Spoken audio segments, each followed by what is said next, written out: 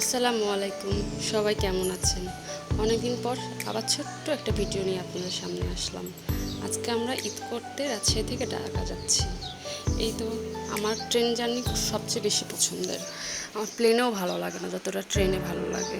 কি সুন্দর দুপাশে সবুজ, গ্রাম্য পথের মাঝখান দিয়ে যাচ্ছি। সবুজ তো সব জায়গায় দেখা যায় না, ট্রেনে যাওয়ার সময় সবুজটা বেশি দেখা যায়।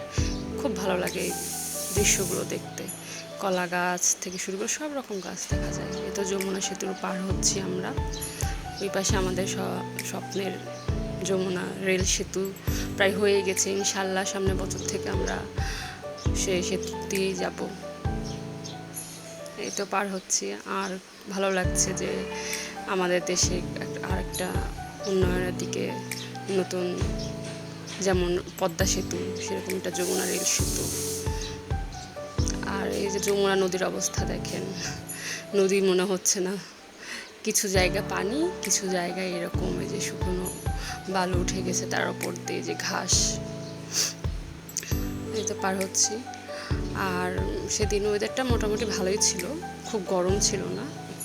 এটা দেখেই বোঝা যাচ্ছে যে রোদ নাই সেরকম, এর জন্য ভালোই লাগছিল। তো এই তো আমরা পার হচ্ছি আর সেতু দেখছি।